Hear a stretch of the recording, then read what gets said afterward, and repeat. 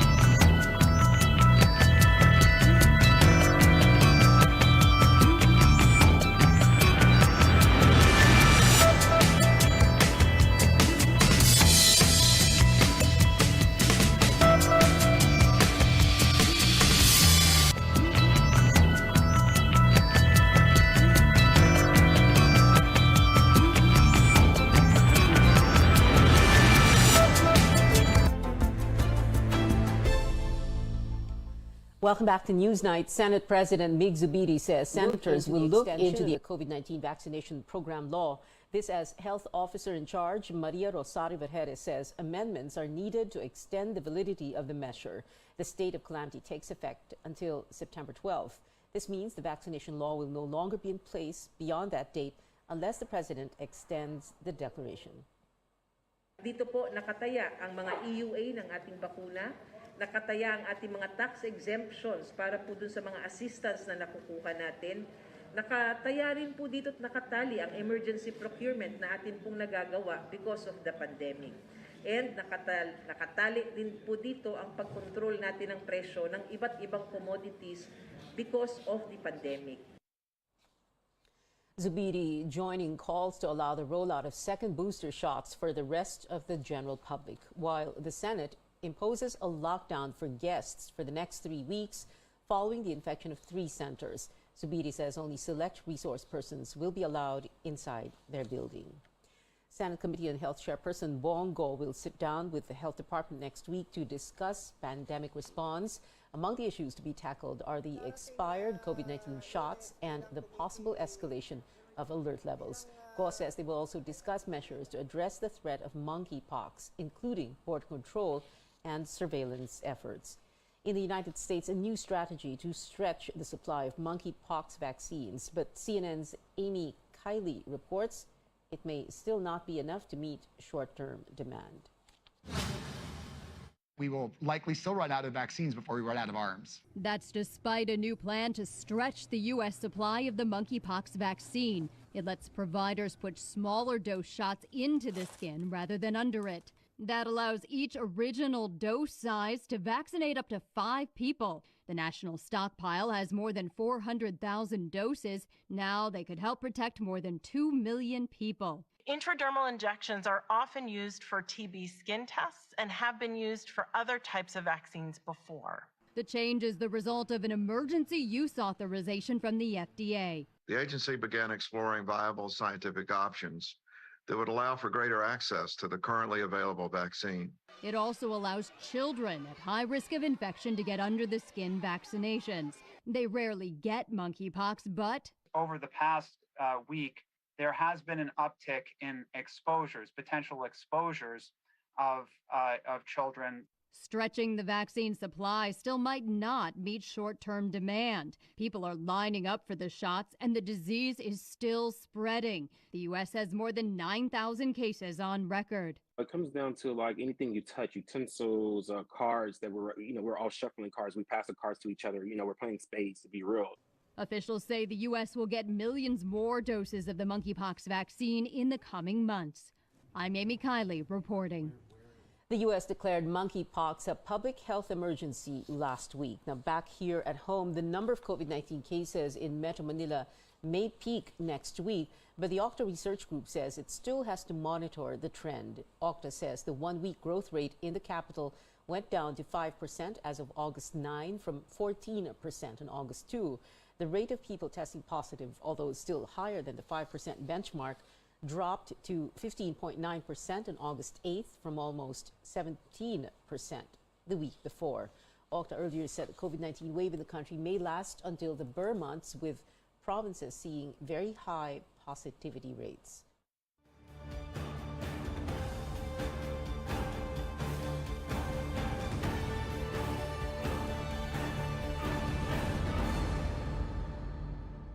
The new customs chief faces alleged corruption in the agency head-on. How does Acting Commissioner Yogi Filemon Ruiz plan to do that? This report by Lois Calderon. They will get fired. I am not joking also. 3 weeks since taking his oath, Acting Customs Commissioner Yogi Filemon Ruiz makes it clear he means business. His words were directed at ranking officials of a bureau that's the second largest revenue source after BIR, but also notorious for corruption. Ruiz has ordered a revamp with names of his deputies and directors vetted and for endorsement to Malacanang. District collectors can stay in their posts only if they hit the revenue goal. Ruiz wants the Bureau to rake in 740 billion pesos this year, higher than the official collection target set by the economic team, which has been twice revised. Customs has a record of topping targets, especially as oil imports bounce back. I have set the standard higher so that we will perform. Ruiz was Customs Police for 5 years and Drug Enforcement Agency Director before that. He ups the ante, running after smugglers after President Bongbong Marcos picked him. I was not endorsed by any political group or anyone. So I am here because it is the choice of the President. And I intend to fulfill the promise that I gave to him. So, andito na ako sa point na wala akong pakialam kung sinong magalit sa akin. I don't care sinong magalit sa akin. My only concern is huwag na huwag lang magalit ang Presidente sa akin. The President's marching orders? No drugs. No guns. Stop agricultural smuggling. As the pandemic brought global logistics nightmares, the Bureau makes an appeal before overseas Filipino workers who send balikbayan boxes home. Pagbukas natin doon sa container van, isesegregate na yan by address. Kung saan yung para sa Mindanao, sesegregate yan. Kung saan yung para sa Visayas, kung saan yung para sa Luzon. So that there will be a systematic delivery ng mga boxes na yun. Pagpasensya niyo lang, but we will strive na by end of September, ma-deliver natin ito lahat. 90% na nga yung delivery natin, yung first set ng containers na nabuksan natin. Lois Calderon, CNN Philippines. The newly created Department of Migrant Workers, or DMW, takes shape with more officials appointed to key positions. These include actor and TV host Arnel Ignacio. President Marcos appointed him as the chief of the Overseas Workers Welfare Administration, or OWA, an attached agency of the DMW. Ignacio previously served as OWA Deputy Executive Director and Deputy Administrator during the Duterte administration. He replaces Hans Kakdak, who will now be one of 4 new undersecretaries of the DMW. Bernard Olalia, also appointed as DMW Undersecretary, he will continue serving as officer in charge of the Philippine Overseas Employment Administration until the DMW is deemed fully constituted upon the approval of the 2023 budget. Previously under the Labor Department, the POEA is now under the DMW.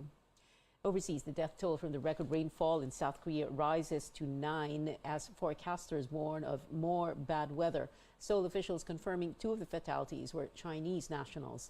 17 people were injured, at least 7 others remain missing. Forecasters say the downpour eased on Wednesday, but flooded areas may see stronger rains on Thursday. No reports so far of Filipinos affected by the flooding in Seoul and nearby areas, but embassy officials are monitoring the situation. The nation bid farewell to former President Fidel Valdez Ramos as he was laid to rest at the Libingan ng Mga Bayani Tuesday.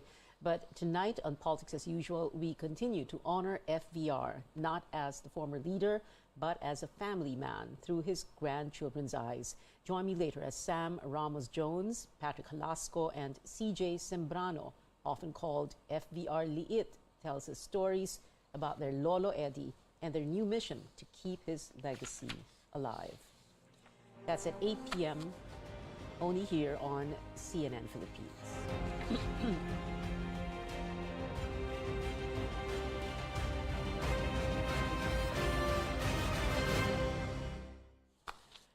More stories ahead on Newsnight. Meralco wins against San Miguel in today's PBA Philippine Cup semifinals game, while the Magnolia Hotshots faces off with defending champion TNT Tropang Giga. And the long wait is over for Blinks as Blackpink finally announces the release of their new album. You're watching CNN Philippines.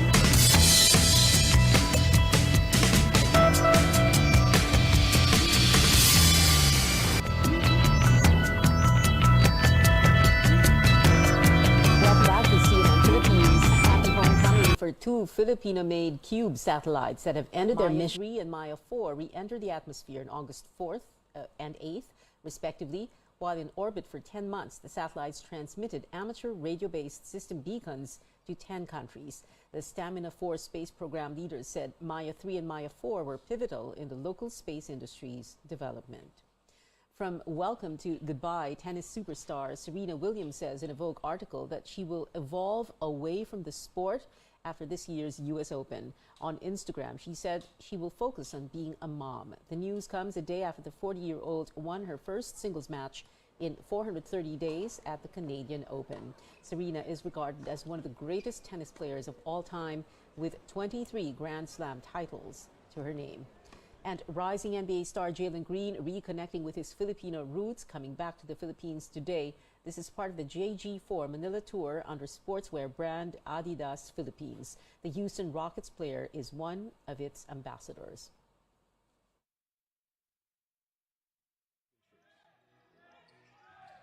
The Ateneo Blue Eagles proving their might on the global stage, dominating a World University Basketball Series match by a whopping 86 points. The collegiate squad crushed Indonesian team Universitas Pelita Harapan yesterday 125-39 in Tokyo, Japan. Ateneo's game versus National Chengchi University in Taiwan is underway. It is official, 7'3" cager Kai Soto will suit up for Gilas Pilipinas for the fourth window of the 2023 FIBA Basketball World Cup Asian qualifiers. The Samahang Basketball ng Pilipinas says it's thankful for Soto's proactive response to the call to play for the flag. Here you see a jumper, nice touch from Kai Soto. Open And in the PBA Philippine Cup semifinals, the Meralco Bolts managed to tie the series again at 2 each. Meralco beat the San Miguel Beermen 111-97 at the Araneta Coliseum in Quezon City. And in another semi-series, TNT Tropang Giga is ahead in the first quarter of Game 4, 18-15. Tropang Giga holds a 2-1 lead over the Hot Shots. Semifinals resume on Friday with TNT facing Magnolia at 3 p.m. and San Miguel playing against Meralco at 6.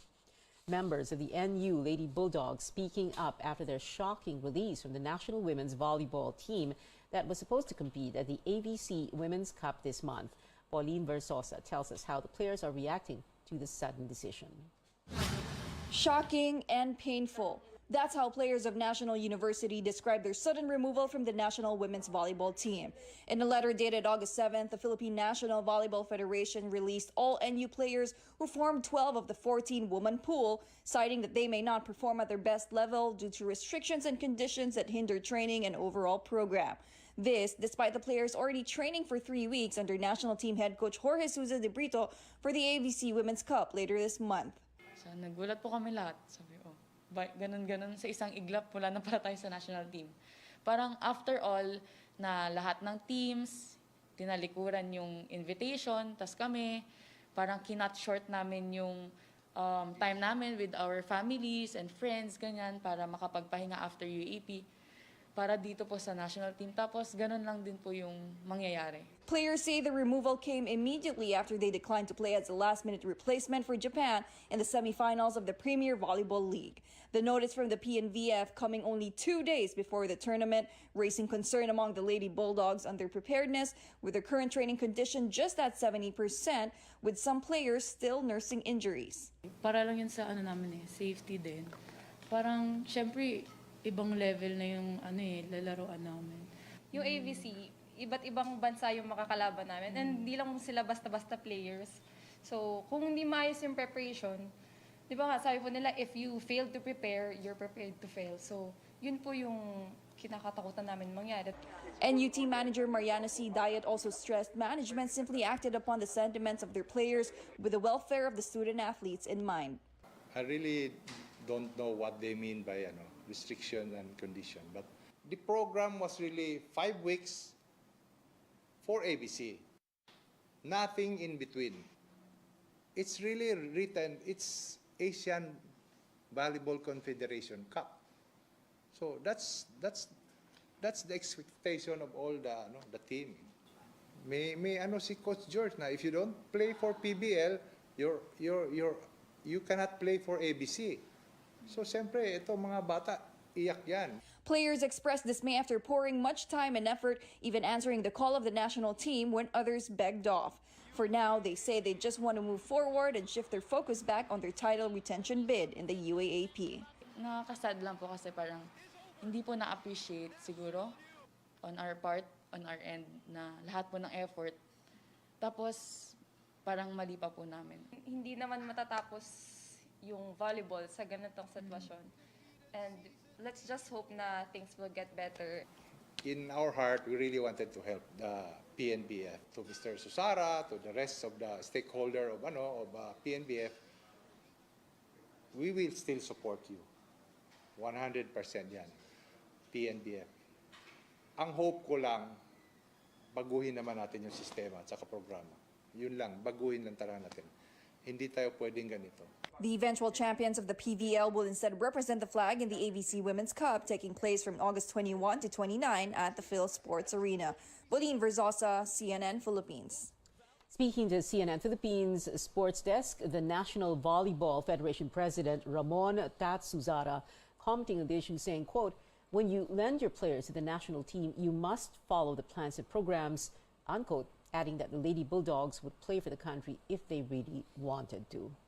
And moving on to K-pop, time to set the date. Blink's Blackpink's second full album, Born Pink, is arriving on September 16th. This is the Kill This Love singer's first record in nearly 2 years. A pre-release single called Pink Venom comes out next Friday. And that is it for now. Join me again on news.ph at 7 p.m. and on Politics as usual at 8. I'm Pia Hontiveros for Newsnight, where we go above and beyond the headlines.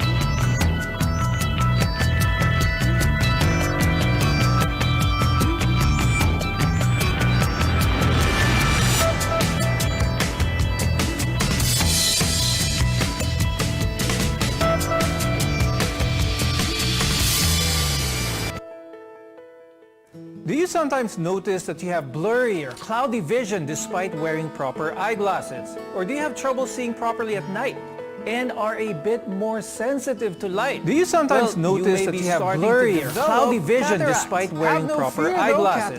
Or do you have trouble seeing properly at night and what's most important, they are more sensitive to light?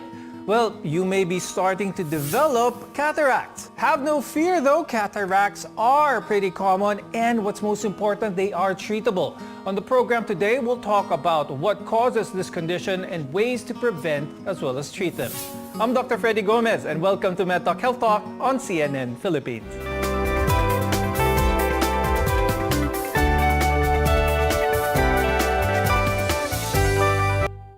When the lens in your eye, which is normally clear, starts to become foggy or cloudy, a cataract may be developing. Our guests are here today to tell us more about this condition. With us is Dr. Arnold Salud. He's an ophthalmologist and vitreoretina specialist from the Medical City and American Eye Center. Also with us is Dr. Edward Uy. He's an ophthalmologist and a cornea and external disease specialist from the Makati Medical Center. Thank you both for joining us on the show. Now, many people may develop cataracts over their lifetime. I'll start with Dr. Arnold. Common ba ang cataracts dito sa Pilipinas, Dr. Arnold? There are several other causes, but the main cause is aging. So if we will take into consideration aging, it must be just about the same with any other country. But because there are other things that can cause early cataract formation like diabetes, steroid use for other illnesses, trauma, because we have a very high case of diabetes here in the country, our incidence of cataract is much higher compared to others. We'll talk more about some of the risk factors later on in the show. And speaking of aging, more than 50% of people actually over the age of 50 is common to have developed cataracts. Now, most people start getting it around the age of 40, according to some of the statistics, but they don't really notice symptoms until after the age of 60. Now, the condition is a real concern for all of us as we get older. But there are some factors that can make you more likely to develop it. Now, Dr. Dado, who are more prone to having cataracts? So first and foremost, the elderly population are at risk. So anyone 60 and up have a higher likelihood of developing a cataract.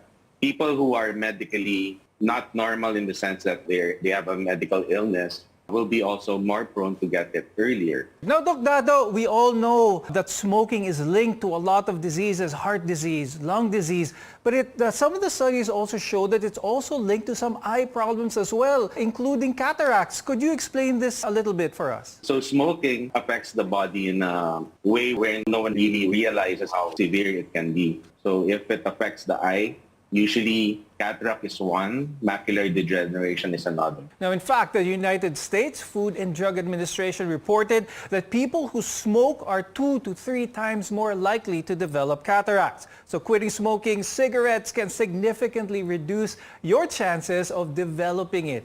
Now, most cataracts are related to aging, as what was mentioned by our guests, but there are also some types that can develop during childhood or due to other health problems. Dr. Arnold, who else can be affected by cataracts, and how often does it occur in people below the age of 40? When you're young, there's also what we call congenital cataract. So you can be born with it.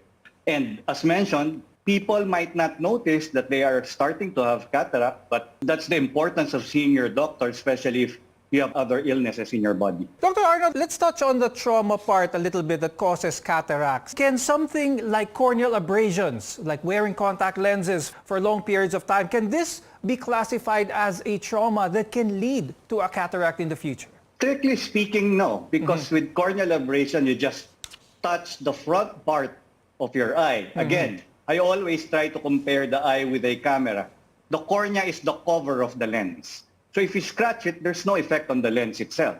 So whether it's because of aging or injury due to trauma, many will experience a cataract at some point at a certain age. And it's vital to understand its symptoms so that you can get proper treatment right away. When we return, we'll discuss the signs to watch out for. We're your partner in health, so keep it here on MedTalk Health Talk, only on CNN Philippines.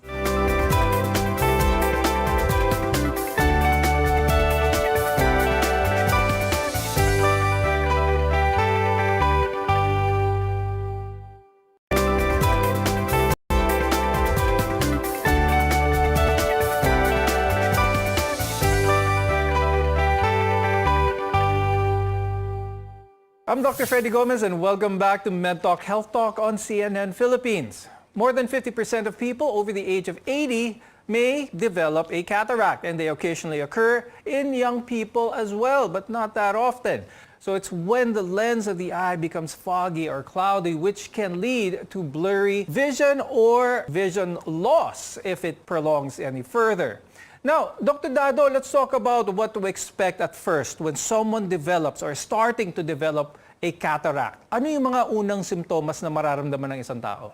Yeah, for people who don't wear glasses, they automatically will complain of their vision getting cloudy. For people with glasses, they will often feel that they need to change their glasses, even if they just replaced their lenses recently. So your vision getting blurry, or if your glasses like getting foggy, that's the presentation of a patient with a cataract. Dr. Dado, both eyes ba are affected at the same time when it comes to cataract, or is one eye usually affected first? Usually, it's one eye affected first, but eventually the other eye will get the same symptom. Now, eventually, the area of blurred vision is likely to grow as your lens becomes more and more cloudy. Now, Dr. Arnold, tell us more about the progression of the symptoms. And what is the time frame before we feel slight symptoms to a person's vision loss is already apparent?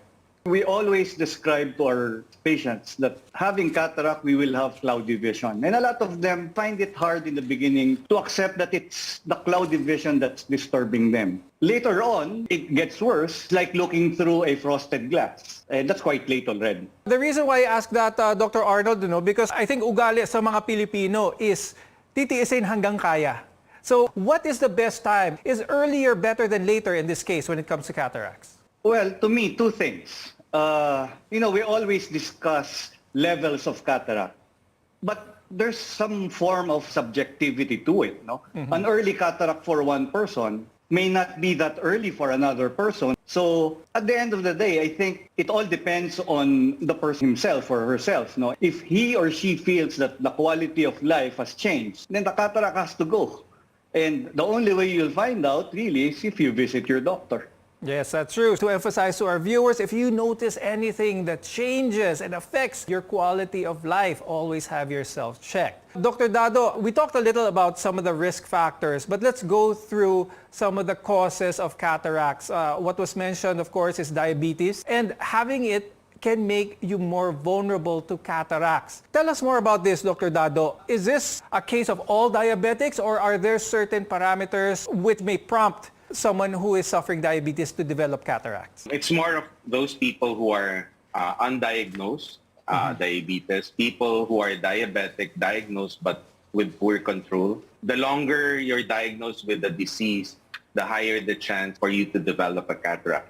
So diabetes in essence doesn't only affect the lens, it can also affect the retina. So some people would feel that their vision is changing, but in reality, sometimes it's not purely a cataract, but retinal disease. So they need to see their doctor for that. With the case of cataracts, will someone feel any pain while a cataract is developing? Let's talk about that. Basically, initially, probably just the glare to light, darkening of their normal vision, eventually blurring, but cataract don't usually cause pain unless it's a very mature or hyper-mature cataract in elderly people and the angle of the eye closes and develops a glaucoma. So that is true. So that is why if you have cataract symptoms, pain may not always be there, but please consult your doctor right away. Now, Dr. Arnold, walk us through how someone is properly diagnosed to have a cataract.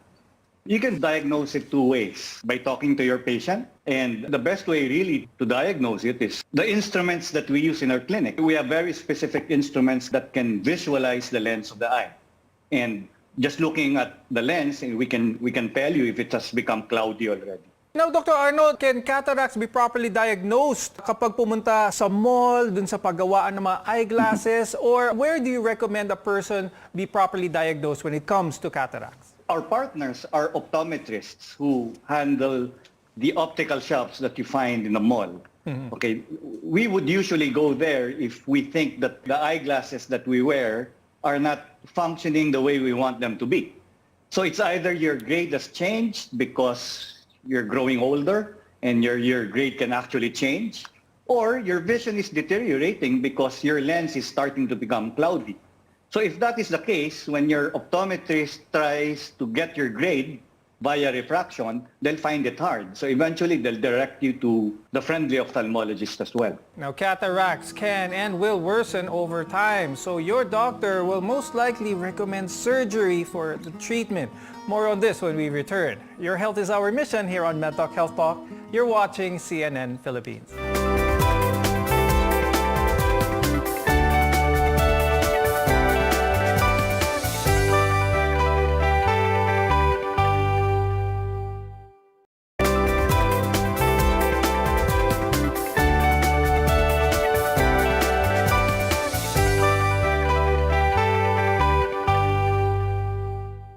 I'm Dr. Freddy Gomez, and this is MedTalk Health Talk on CNN Philippines. Blurry vision is a telltale sign that a cataract might be developing. Now, while this can be mild and manageable, they tend to grow progressively worse, and they eventually interfere with daily activities like reading and driving and your overall quality of life. Now, Dr. Dado, earlier on the show, we talked about how cataracts are diagnosed. Now, let's talk about the treatment this time. A lot of our viewers, when they hear surgery, they always have some form of anxiety. So they always ask, pwede bang idaan sa gamot ang cataracts, Dr. Dado?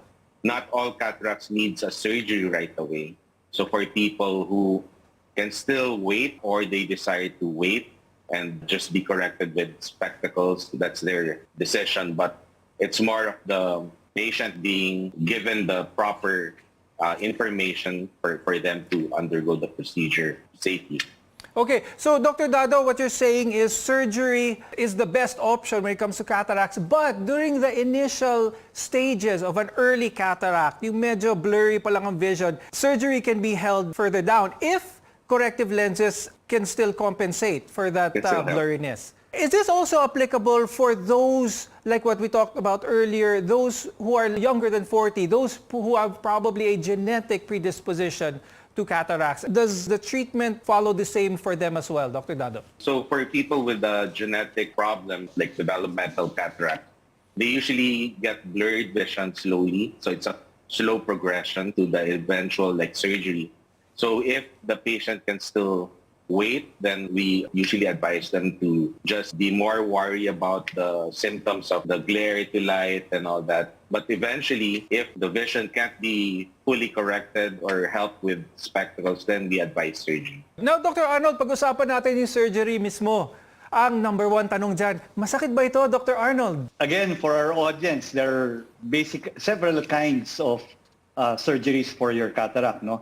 Yung naririnig po ng mga pasyente natin, it's not that painful, but compared to the newer technology is quite painless. May kanya-kanyang lamang po yan, but the common denominator would be it's not as painful as our patients imagine them. Dr. Arnold, will those undergoing cataract surgery be able to see a drastic difference in the quality of life, in the level of vision that they can get back? Definitely. There's an element of magic in it, in the sense that people come in with very cloudy, poor vision. They go home close to the vision that they will get in the next few days. They can see the difference already even prior to going home. So cataract surgery now is much different than it was years before. Yan ang sinasabi ng mga guests natin. So the comfort level is much improved, as well as the level of improvement that you will get with your eyes. Now, Dr. Dado, pag-usapan naman natin ang recovery dito. What is the downtime for someone who has undergone cataract surgery? People who undergo surgery, since it's topical anesthesia, they can usually see right away. So it's not something that they have to stay in the room for, they can't go out and all that. They just need to wear some protective goggles during the day to protect them from any possible trauma to the eye. And they usually see immediately well the next day. Usually the healing period is about a week or two, and then full healing in 6 weeks. How long can that person go about by their daily activities, Dr. Dado? For people with no strenuous activities, they can usually go to the office immediately the next day, although we still advise them to be really careful with regards to things that they read and if they need to carry something to the office because of possible trauma and something hitting their eye. But they can eventually start their normal activities the next day. And Dr. Arnold, for someone who has gone through cataract surgery, should they be worried about the cataract recurring? Cataract doesn't come back. Okay, so it's a one-time thing. Once removed, it doesn't come back. That question probably emanates from some patients experiencing that they get the blurry vision again months or years after cataract surgery. Basically, the lens that we place remains clear for the rest of their lives. There's something that happens on the bag, the thing that holds it, that makes it a little bit cloudy again, but gets fixed in a few seconds, that we laser eventually later on after surgery. And Dr. Edward, we've explained thoroughly how the main risk factor of having cataracts is aging, but a lot of people may be wondering, meron bang kinakain ng isang tao that may lead them more prone to having cataracts? Does diet have a role in cataract formation? With regards to food, probably not. But some people take something like a steroid to help them build up their muscles. Those medications like steroid can produce cataract early in a person's life. So we just need to be careful with regards to medications or anything that we take in, because sometimes we don't know the ill effects of what we're taking. Now, before we go, I'd like to get some parting messages from the two of you. I'll start first with Dr. Arnold. Do you have any message for our viewers? Cataract is inevitable because it's mainly because of aging. There are many other causes of cataract, specifically diabetes. So bottom line, take care of your health. Accept the fact that aging will cause cataract. Take care of your health so you don't develop it sooner than expected. Very good. And of course, Dr. Dado, any parting message for our viewers? Dr. Arnold and myself are here to help you.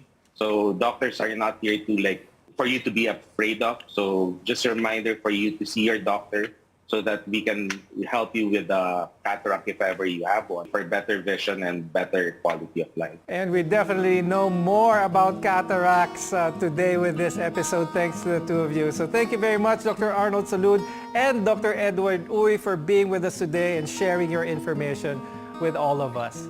I'm Dr. Freddy Gomez, and thank you for watching Med Talk Health Talk. We'll see you again next time.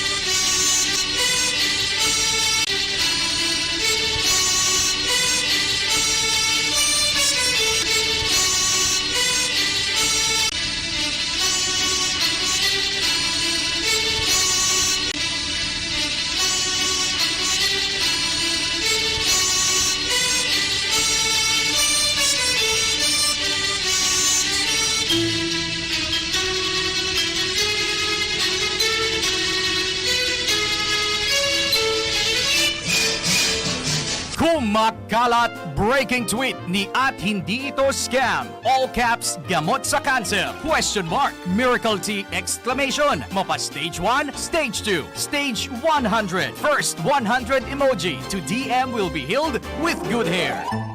Huwag paloko, mag-fact check muna. Ang totoong balita, tunog tama, dapat tama. Isang paalaala mula sa KBP at ng istasyong ito. Click number 2. Order now. Arrow down. Arrow down.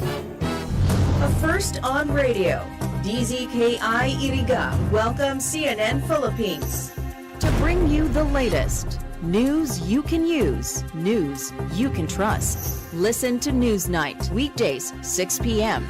We now go above and beyond the headlines. Followed by Med Talk, Health Talk. We'll talk about how to keep ourselves healthy during the pandemic. Politics as usual. In this country, not everything really goes according to plan, and politics is, as usual, Up close and more. Catch CNN Philippines Hour on DZKI-IRIGA. Weekdays, 6 to 7 p.m. Kamusta? 2 taon na pala, no? Pero alam mo, bilib ako sa mga nagawa natin. Patuloy na nagmask at nag-ingat. Inalagaan ang kalusugan, pati ang minamahal. Nagpabakuna at booster, kahit kabado, para protektado. Nagkaisa kaya malayong narating. Nakabalik sa mga miss nating gawin. Kinaya dahil sa alaga sa isa't isa. Kaya anumang hamon, mas kakayanin pa. Tuloy ang ingat, tuloy ang angat. CNN Philippines Hour sa RPN DZKI-IRIGA alas 6 hasta las 7 ng manggi, Lunes hanggang Biyernes. CNN Philippines Hour.